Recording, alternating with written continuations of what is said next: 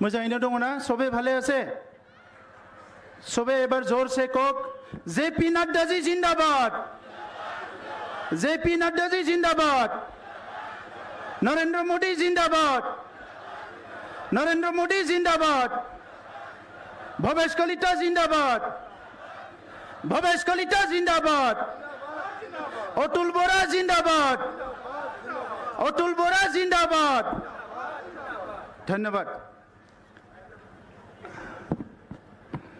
हमारे बीच आज कोकराझार में उपस्थित है दुनिया की सबसे बड़ा राजनीतिक दल और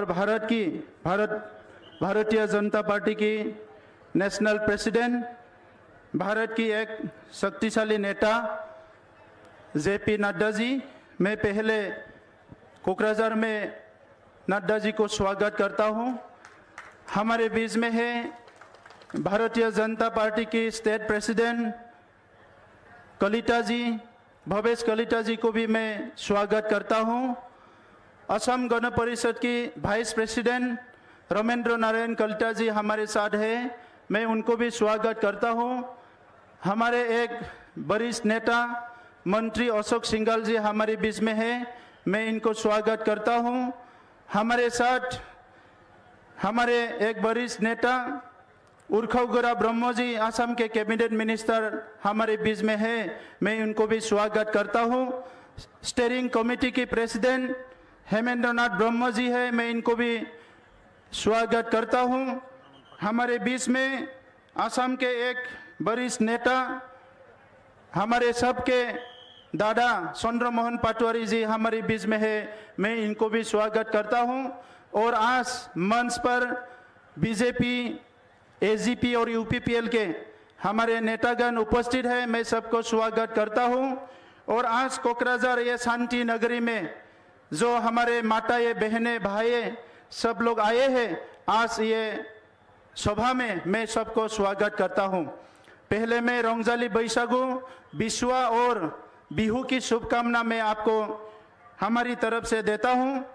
और आज हम लोग दो बिहू मना रहे हैं। एक है हमारा जातीय उत्सव रंगाली बिहू, रंगजाली बैसागु हम लोग मना रहे हैं, और साथ ही भारतीय जनता पार्टी के national president JP Nadda ji Kokrajhar में आए हैं, ये भी हमारे लिए है बहुत बड़ा एक बिहू है आज हमारे तीनों पार्टी के लिए। आज हमारे बीच में शांति आ गया है। ये शांति 3 साल पहले तक काफी दूर दूर से भी नजर नहीं आते थे। हम सब लोग जानते हैं कि भारत में जब से प्रधानमंत्री नरेंद्र मोदी जी भारत के नेतृत्व का दायित्व लिया है, उसी समय में भारत में बदलाव आया है। मोदी जी ने बोला था कि अच्छे दिन आने वाले हैं, और सचमुच ये अच्छे दिन जो है भारत के कोने कोने में आया है। और बोडोलैंड जो 30-40 साल से हिंसा से गुजर रहे थे, ये बोडोलैंड में भी शांति आ गया है। मैं आज बोडोलैंड वासियों की तरफ से असम के हर नागरिक की ओर से प्रधानमंत्री नरेंद्र मोदी जी को कोटि कोटि धन्यवाद देता हूं कि नरेंद्र मोदी जी ने हमारे यहाँ पीस लाए हैं। हम सब लोग जानते हैं जे बोडोलैंड क्षेत्रों में एक समय था लोग आने के लिए डरते थे। बोडोलैंड बोलने से सब लोग सोचते थे एक हिंसा के एक जगह है, लेकिन ये बोडोलैंड हिंसा से शांति में बदल गया है।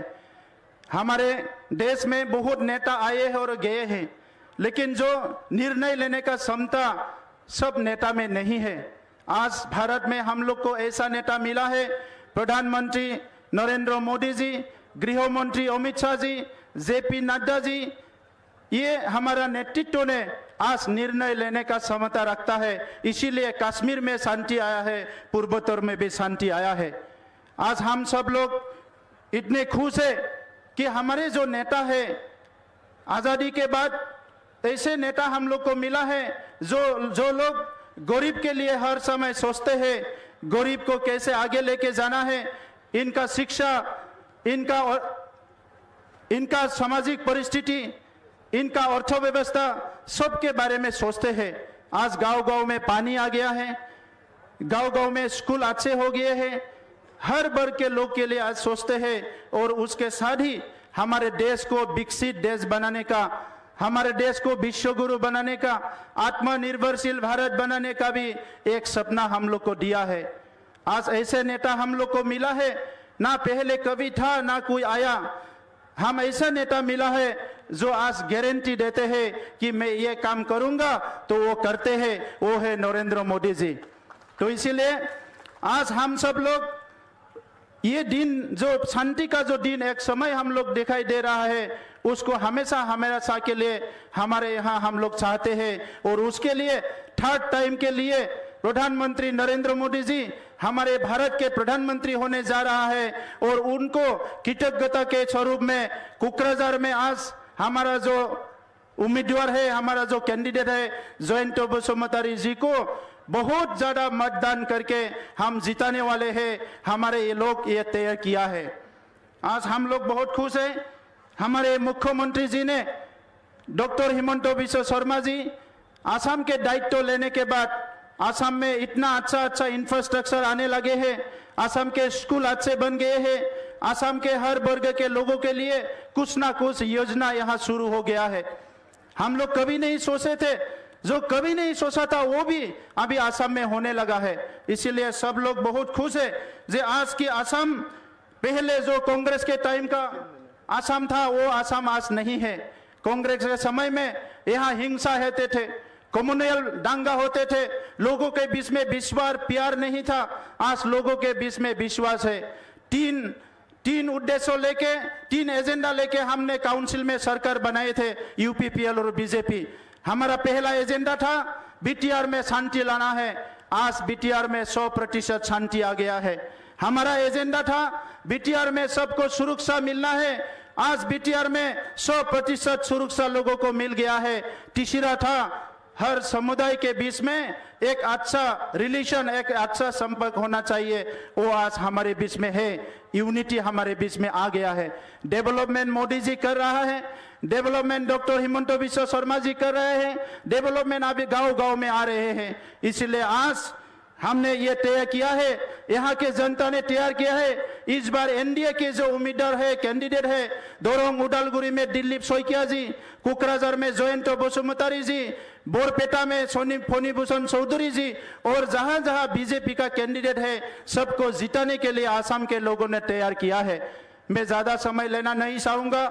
हम सब लोग हमारे नेशनल प्रेसिडेंट जी के भाषण सुनने आया है, उनके मार्गदर्शन हम लोग लेने के लिए आए हैं। শ্ৰদ্ধা ৰাইজ, আমি সকলো গম পাইছো আজি পৰিৱৰ্তন হৈছে, বিটিআৰ আজি পৰিৱৰ্তন হৈছে। এটা সময়ত হিংসাৰ পৰিৱেশ আছিলে, অশান্তিৰ পৰিৱেশ আছিলে, কিন্তু আজি বিটিআৰত পৰিৱৰ্তন হৈছে। এই পৰিৱৰ্তন আগৰ নেতাবিলাকে যিসকলে পৰিৱৰ্তনৰ কাৰণে কাম কৰা নাছিলে, যিসকলে শান্তিৰ কাৰণে কাম কৰা নাছিলে, সেইসকলে আজি এই পৰিৱেশটো তেখেতসকলে চাবলৈ পৰা নাই। সেইকাৰণে আবুল তাবুল বকিছে, বিভিন্ন কথা কৈছে। কংগ্ৰেছৰ নেতা কোনবা জিতেন্দ্ৰ সিং আহিছে, সেই সময়ত কংগ্ৰেছে খুই আছিলে যেতিয়া ইয়াতে হিংসা হৈ আছিলে। कोई जितेंद्र सिंह करके कांग्रेस का नेता आया था, वो बोला है कि यहाँ यूपीपीएल बीजेपी कुछ काम कर नहीं रहा है। मैं आज पूछना चाहता हूँ, जिस समय पे हमारे माताएं बहनें रो रहे थे, हिंसा हो रहे थे, बोडोलैंड में आने के लिए लोग डरते थे, हर समय यहाँ एक हिंसा के परिस्थिति था। उस समय कांग्रेस कहाँ सोया हुआ था? दिल्ली में भी कांग्रेस था, असम में भी कांग्रेस था, लेकिन बोडोलैंड क्षेत्रों में हर दिन लोग मर रहे थे और कांग्रेस सो रहा था। मैं आज पूछना चाहता हूं, ये कौन जितेंद्र सिंह है जो बोडोलैंड को जानता है? अगर बोडोलैंड को नहीं जानता है तो बोडोलैंड के लिए ऐसा बात बोलना आपके लिए ठीक नहीं है। बोडोलैंड में आज बहुत कोशिश के बाद प्रधानमंत्री जी के नेतृत्व में, मार्गदर्शन में, गृह मंत्री जी के मार्गदर्शन में, नड्डा जी के नेतृत्व में, हमारे आसाम के chief minister doctor Himanta Biswa Sarma ji के नेतृत्व में शांति आया है। এই কারণে মই ধন্যবাদ জনাইছো মানগোনাं रायजोफोर। दिनै बिटिआर ओनसोलाव गोजोन फैनाय लोगो लोगोनो जोंनि हारिजों लोगोसे गुबुन गुबुन हारिनि मानसिफ्राबो लोब लोब ओंखारदों। मानोना बयबो लुबैयो बेवहाय गोजोन नांगौ। बर' माहारिया गोलाव सम जोङो सोमावसारबोबाय, 5,000 सुबुं मुंख्लं जानानै गोजोन थासारि मोनबाय। दिनै जोंनि राव थुनलाइ हारिमु जौगानायजों लोगोसे जोंनि मोनसे गोजोन थासारि, रैखाथि गोनां मोनसे थासारि फैबाय। बे थासारिखौ प्रधानमन्त्रीनि थाखाय मोनदों, गृहमन्त्रीनि थाखाय मोनदों, लोगोसे दिनै आसामनि चिफ मिनिस्टार बिथांनि थाखाय मोनदों। आरो दिनै बर' फिसाफ्रा जायफोर अरायसम जौगानो लुबैयो, जायफोर अरायसम गावनि राव थुनलाइ हारिमु सिनायथिखौ लानानै थांनानै थानो लुबैयो, जायफोर अरायसम रैखाथि लुबैयो, जों दिनै बे सोलायनायखौ जों बयबो एक्सेप्ट खालामदों। बिनिखायनो दलं अदालगुरियाव जोंनि बिजाथि दिलीप सयकिया बिथाङा गोबां भट लानानै देरहागोन आरो लोगोसे क'क्राझारावबो जयन्त बसुमतारी बिथाङा गोबां भट लानानै देग्लाय देरहागोन। थांनाय 10 बोसोर जोङो एमपिखौ खोमानानै लाबाय। बै समनि हाग्रामा महिलारि बिथांमोननि जि राजखान्थि गोरोन्थि थांखि बिथांखिनि थाखाय जोङो एमपिखौ 10 बोसोर खोमानानै लादोंमोन। नाथाय दिनै बे खोमानानै लानाय एमपिखौ फिन जों मोनफिननो हानाय मोनसे थासारि फैबाय। दा नंखायनो रायजोफोर जों बयबो थियारि जानांगौ। एबार गांसेबो भटआ गुबुनाव थांनो मोना। बयबो जोङो ट्रेक्टरनि सावगारियाव भट होनानै 10 बोसोर जि मोनसे दुखुनि थासारिमोन बेखौ जों दिनै मोजां खालामनांगौ। नोंथांमोना बयबो थियारि ना रायजोफोर? बयबो थियारि ना? ट्रेक्टरनि सावगारियाव भट होनो बयबो थियारि ना? ट्रेक्टर सবে ভোট দিব রেডি না?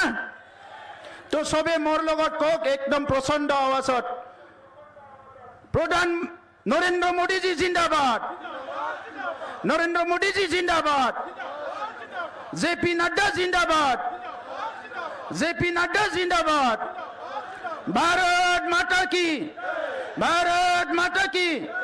ধন্যবাদ, থ্যাংক ইউ।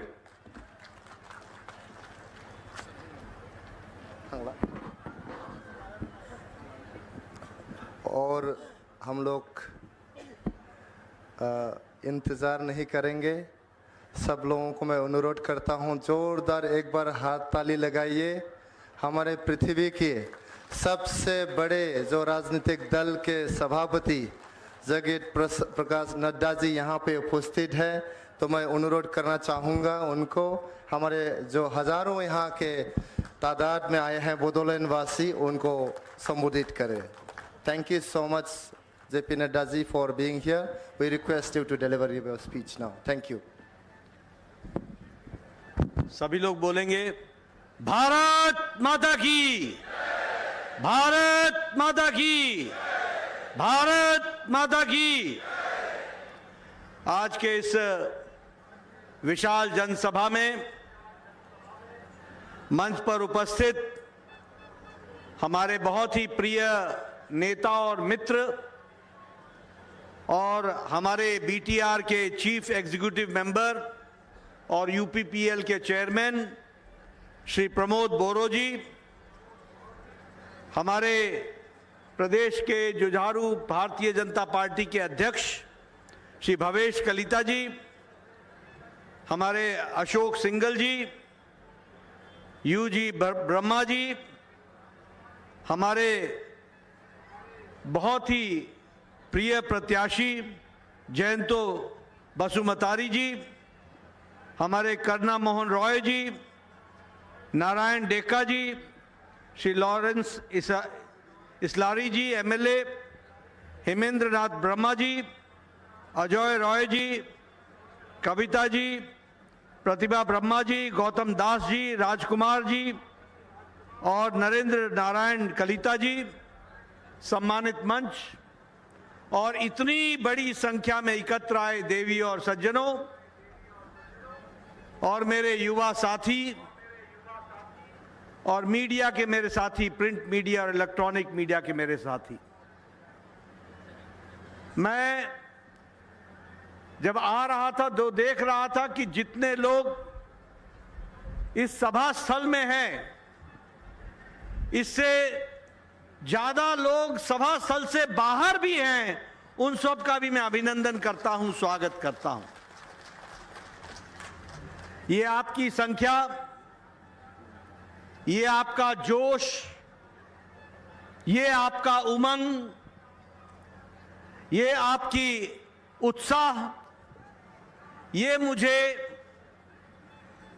आश्वासित करता है, विश्वास दिलाता है कि आपने नहीं सिर्फ कोकराझार से बल्कि पूरे आसाम में हमारे एनडीए के कार्यकर्ताओं को, सदस्यों को चुनाव जिताने का मन बना लिया है, यह स्पष्ट दिखता है। फिर चाहे वो एजीपी का कैंडिडेट हो, हमारे जयंतो भाई यूपीपीएल के कैंडिडेट हो, या हमारे बीजेपी के कैंडिडेट हो, सबको आपने मोदी जी के नेतृत्व में दिल्ली भेजने का मन आपने बना लिया है। इसके लिए आपको मैं धन्यवाद देता हूं। मैं यहां यह भी कहना चाहता हूं कि यही वो कोकराझार था, यही बोडो आंदोलन था, यहीं पर समुदाय के साथ झगड़ा हुआ करता था, यहीं पर बंद, बॉम्ब, ब्लॉकेड, स्ट्राइक, इसके लिए कोकराझार जाना जाता था। सारे देश में एक तरीके से आंदोलन की धरती बन गया था, तो वो कोकराझार बन गया था।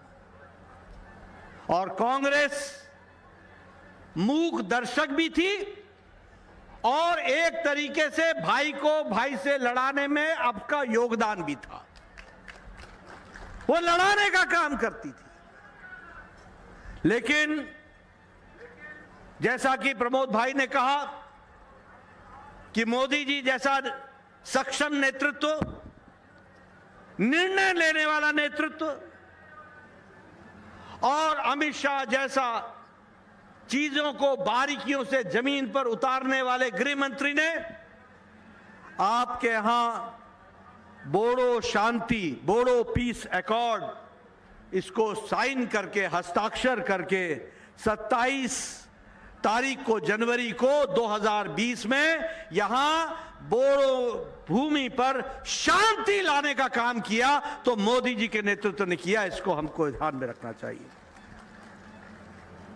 पूरे 1 दशक तक आंदोलन चला और इस शांति अकॉर्ड के बाद लगभग 1615 लोगों ने सरेंडर किया और ये 21वीं शताब्दी का एक अच्छा पीस अकॉर्ड बन करके हम सबके बीच में आया।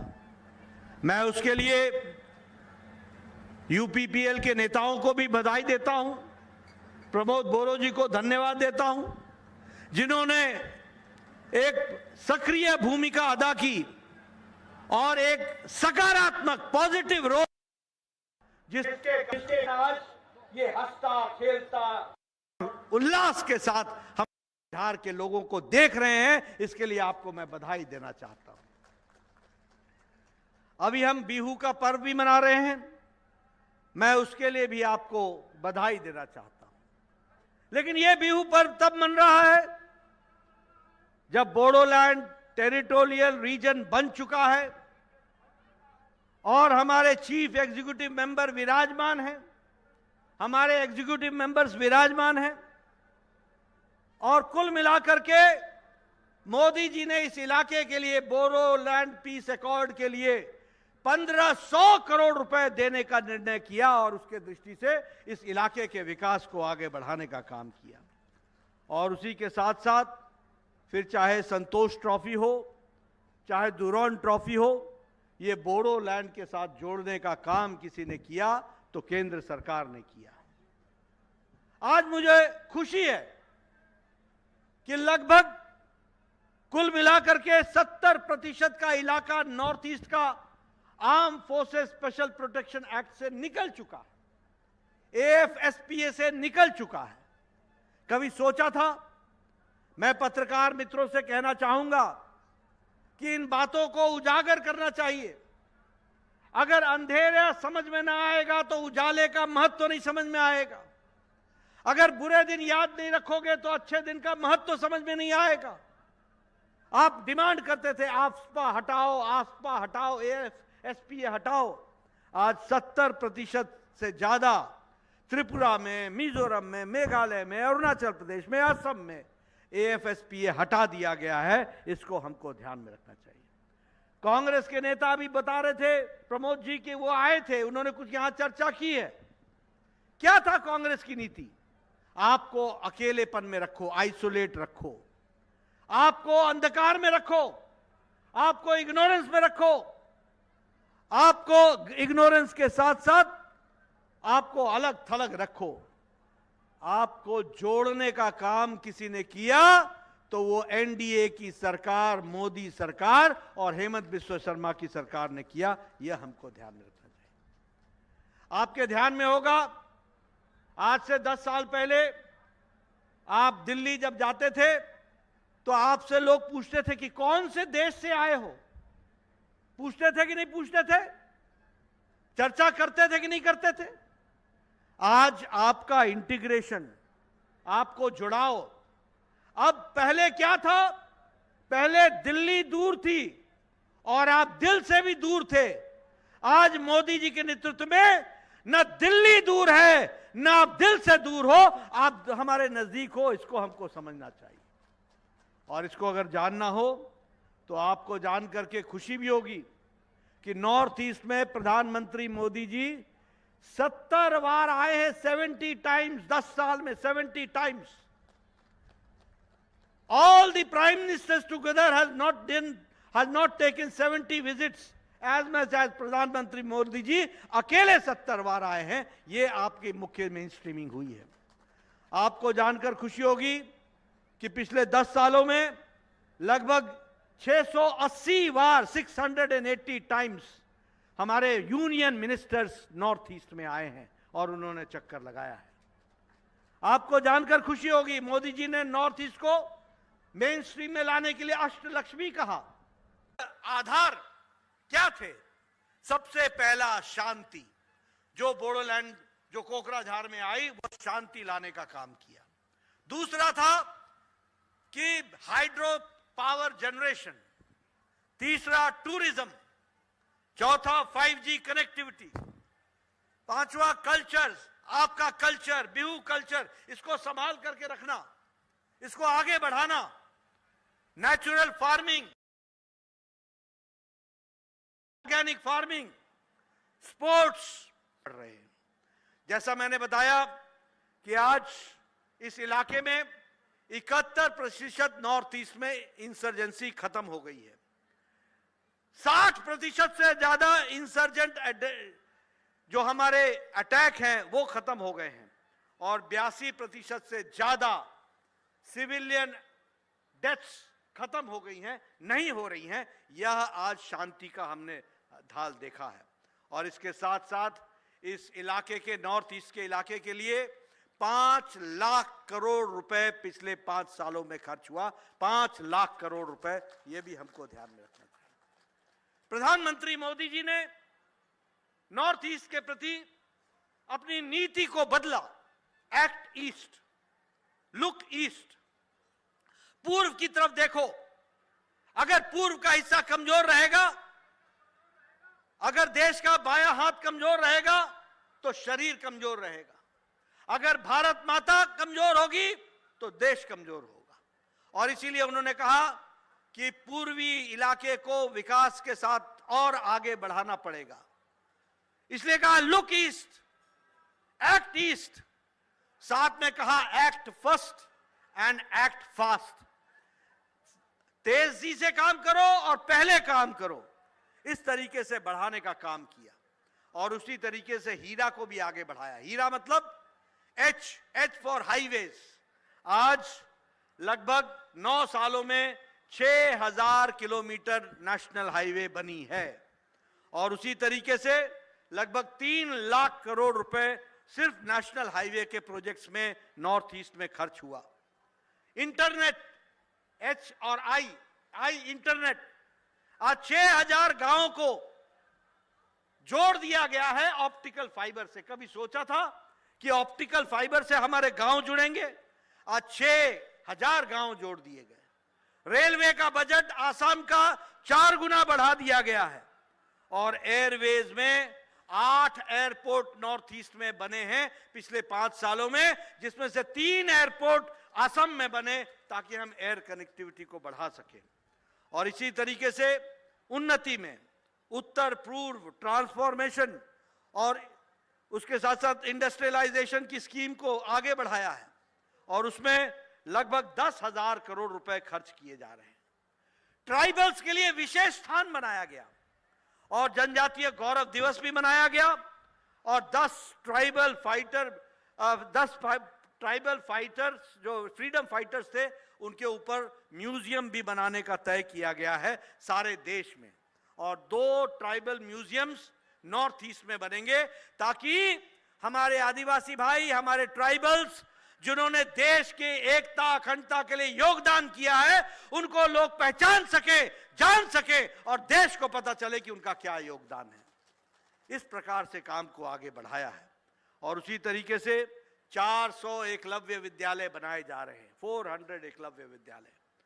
आपको जानकर खुशी होगी कि आज मोदी जी के नेतृत्व में भारत जो आर्थिक जगत में, आर्थिक दृष्टि से, इकोनॉमिक वर्ल्ड में 11th पोजीशन पर था, वो पिछले 5 साल में मोदी जी के नेतृत्व में छलांग लगाकर ब्रिटिशर्स को पछाड़कर आज 5वें नंबर की अर्थव्यवस्था बन गई है। 5th लार्जेस्ट इकोनॉमी इंडिया बन गया है। और आप फिर से जयंतो भाई को जिता के भेजना, यूपीएपीएल के कैंडिडेट्स को जिता के भेजना, बीजेपी के कैंडिडेट को जिता के भेजना, एजीपी के कैंडिडेट को जिता के भेजना। मोदी जी फिर से 4 जून के बाद फिर से प्रधानमंत्री बनेंगे और 2027 में भारत 3रे नंबर की इकोनॉमी बन जाएगा, 3rd लार्जेस्ट इकोनॉमी बन जाएगा। और इसी तरीके से अगर हम देखें तो आज इलेक्ट्रॉनिक मैन्युफैक्चरिंग में भारत जो पीछे था, आज उसका इलेक्ट्रॉनिक एक्सपोर्ट 6 गुना बढ़ गया है, 6 गुना। हमारा स्टील मैन्युफैक्चरिंग, हम 4थे नंबर पर थे, आज हम 2रे नंबर पर पहुंच गए हैं। हमारे से आगे सिर्फ चाइना है और आने वाले समय में हम चाइना को भी पछाड़ देंगे और स्टील का सबसे बड़ा मैन्युफैक्चरिंग हब इंडिया बन जाएगा। इस तरीके से हम काम कर रहे हैं मोदी जी के नेतृत्व में। आपने ऑटोमोबाइल में जापान का नाम सुना होगा, डैटसन, टोयोटा। आज भारत जापान को पिछाड़कर 3रे नंबर का सबसे बड़ा ऑटोमोबाइल मार्केट बन गया, तो इंडिया बन गया है। This is the development. आप लोगों के हाथ में मोबाइल है, जो मोबाइल 10 साल पहले उस पर लिखा होता था मेड इन चाइना, आज अपना मोबाइल उठा के देखो, उस पर लिखा है मेड इन इंडिया। आज इंडिया में मोबाइल बन रहा है, 97% मोबाइल मैन्युफैक्चरिंग इंडिया में हो रही है। और उसी तरीके से केमिकल एक्सपोर्ट में हमारा 106% का एक्सपोर्ट बढ़ा है। और आपको जानकर खुशी होगी कि दवाई बनाने में भारत सबसे सस्ती और सबसे कारगर दवाई, सबसे अच्छी दवाई भारत बना रहा है। और भारत दुनिया को 138% एक्सपोर्ट कर रहा है। दुनिया की डिस्पेंसरी अगर बन गई है तो भारत बन गई है। दुनिया की मेडिसिन आज अमेरिका भी ले रहा है और दुनिया ले रहा है। यह भारत की तस्वीर मोदी जी के नेतृत्व में बदली है। बोलिए, इसको आगे बढ़ाना है ना? बोलिए, बढ़ाना है ना आगे? मोदी जी के नेतृत्व को आगे बढ़ाना है ना? यूपीपीएल के कैंडिडेट को जिताना है ना? आपको जानकर खुशी होगी कि मोदी जी के नेतृत्व में गांव, गरीब, वंचित, पीड़ित, शोषित, दलित, महिला, युवा, किसान, इनको ताकत अगर मिली है तो मोदी जी के नेतृत्व में मिली है। इसको भी हमको ध्यान में रखना चाहिए। मैं 1993 में एमएलए बन गया था। मैं प्रमोद भाई को बताना चाहूंगा, मैं भवेश कविलिता जी को बताना चाहूंगा, शायद आपके ध्यान में नहीं होगा, उस समय एक पंचायत को विकास के लिए साल भर में 2.5 लाख रुपए मिलता था, 2.5 लाख। आज मोदी जी के नेतृत्व में एक एक पंचायत को 3 करोड़ से 5 करोड़ मिल रहा है और विकास हो रहा है। आज हर एक गांव को पक्की सड़क से प्रधानमंत्री ग्रामीण सड़क योजना में जोड़ा जा रहा है और उसको जोड़ने के काम को आगे बढ़ाया जा रहा है। आज मैं जब एमएलए बना 1993 में, तो मेरे को साल में 2 मकान मिलते थे एक पंचायत में। प्रमोद बाबू, 2 मकान इंदिरा आवास योजना में, घर बनाने के लिए इंदिरा आवास योजना में 2 मकान साल भर में। आज मोदी जी ने प्रधानमंत्री आवास योजना में पिछले 10 साल में 4 करोड़ घर बना दिए, 4 करोड़ घर बना दिए। एक एक पंचायत में 40-40, 50-50 घर बन रहे हैं। और आपको जानकर खुशी होगी कि अभी जो मैनिफेस्टो, जो संकल्प पत्र हमारा निकला है, उसमें अगले 5 साल में 3 करोड़ और घर बनाए जाएंगे, इसकी भी हम व्यवस्था कर रहे हैं। और आपको जानकर खुशी होगी कि कोकराझार में 1,80,000 घर बने, प्रधानमंत्री आवास योजना 1,80,000। किसान सम्मान निधि, कभी सोचा था किसानों ने कि उसको हर चौथे महीने 2,000 रुपए मिलेंगे और वो भी बिना बिचौलिए के सीधे उसके खाते में जाएंगे? प्रधानमंत्री मोदी जी ने 11 करोड़ 78 लाख किसान के खाते में 2,000 रुपए हर चौथे महीने पहुंचाए हैं और 2.5 लाख करोड़ से ज्यादा किसानों के खाते में पहुंच गया है। और आपको जानकर खुशी होगी कि असम में भी 12 लाख किसानों को प्रधानमंत्री किसान सम्मान निधि मिल रही है। 12 लाख किसानों को। जल जीवन मिशन में हर घर जल, हर घर नल, इसके तहत जहां 11 करोड़ लोगों को दिया गया है, वहीं कोकराझार में 3,40,000 घरों को टैप का कनेक्शन दिया गया और उसको बढ़ाया गया। स्वच्छ भारत में शौचालय बना करके महिलाओं का इज्जत घर बना करके इज्जत देने का काम, 11 करोड़ से ज्यादा शौचालय बने। और आपको जानकर खुशी होगी कि आपके कोकराझार में 4,20,000 इज्जत घर बने हैं, यानी 4,20,000 बहनों को इज्जत से रहने का, इज्जत से जीने का अधिकार दिया तो नरेंद्र मोदी जी की सरकार ने दिया है। यह हमको ध्यान में रखना चाहिए। आयुष्मान भारत, गरीब लोगों को 5 लाख रुपए का हर साल हेल्थ कवर देने का काम प्रधानमंत्री मोदी जी ने किया है। और आपको जानकर खुशी होगी कि जहां 11 करोड़ परिवारों को दिया गया है, वहीं असम में 27 लाख परिवारों को आयुष्मान भारत से जोड़ा गया है। और आज हमारा संकल्प पत्र प्रधानमंत्री मोदी जी ने कहा है कि जो कोई भी किसी भी वर्ग का और किसी भी सामाजिक स्टेटस का, अमीर हो या गरीब, जो 70 साल से ऊपर का हो जाएगा, उसको आयुष्मान भारत में मोदी जी 5 लाख रुपए का हेल्थ कवर देंगे और उसको हेल्थ कवर दिया जाए। कोई भी इस देश का हर व्यक्ति जो 70 साल से ऊपर का होगा, उसको हेल्थ कवर मिलेगा। इस तरीके का काम किया है। मित्रों, विकास की बात मैं करूं, आपने कभी सोचा था कि कोकराझार को एक मेडिकल कॉलेज मिलेगा? कभी सोचा था? आज असम सबसे बड़ा साउथ एशिया का कैंसर केयर सेंटर असम बन गया है, साउथ एशिया का। इसके लिए हम आपको बधाई देना चाहते हैं। और उसी तरीके से कभी सोचा था कि बोगीबील ब्रिज ये बन करके तैयार हो जाएगा? 16 साल लगे और मोदी जी ने अपने 5 साल में इसको बना करके समर्पित किया, ये भी हम लोगों ने देखा।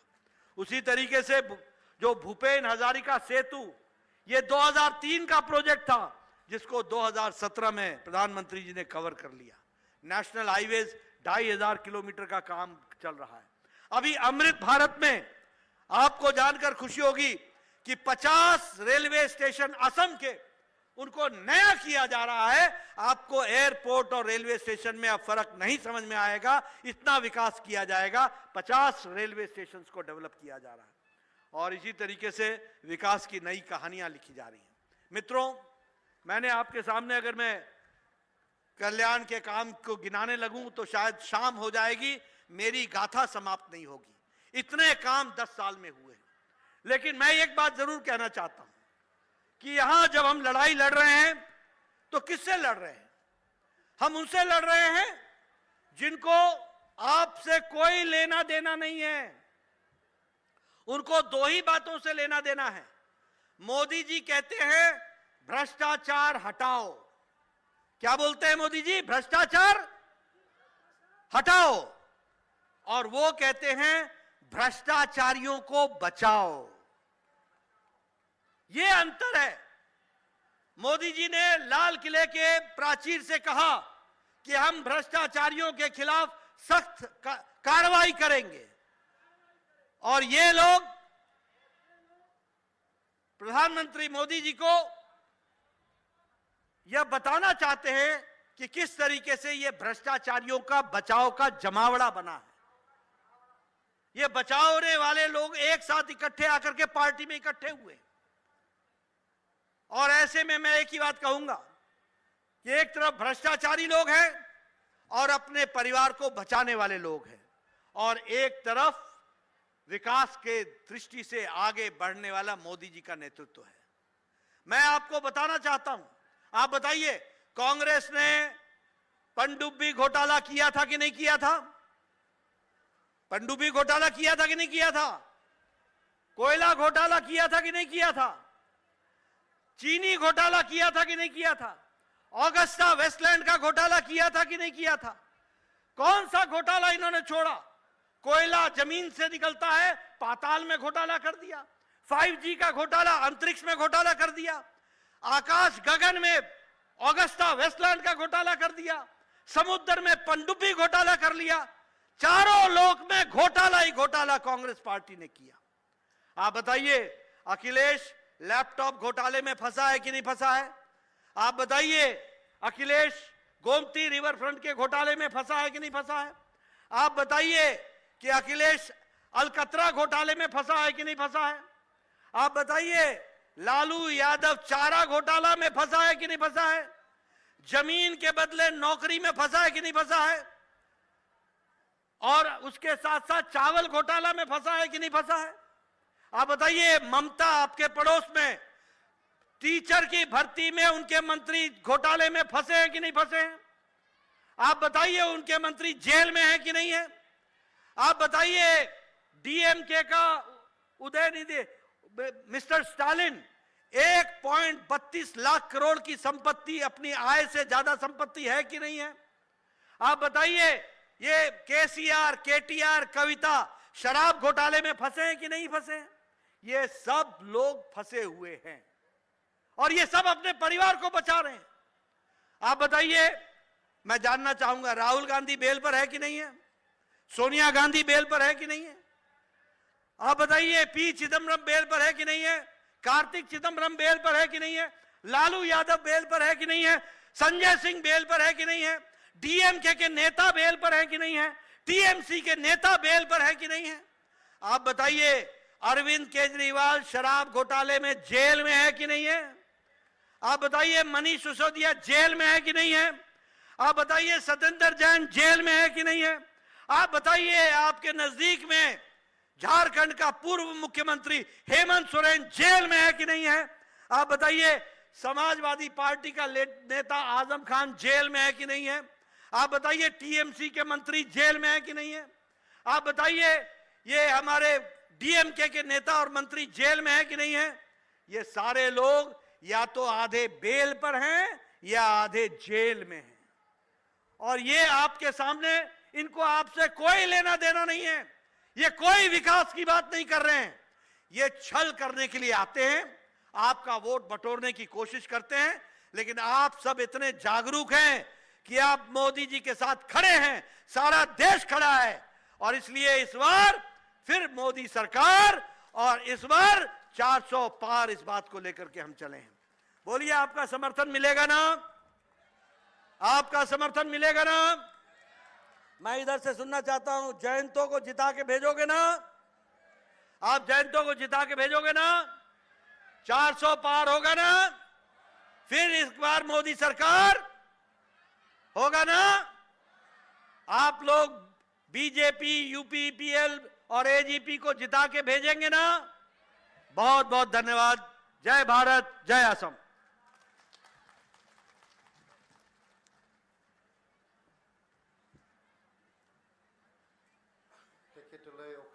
धन्यवाद उनको।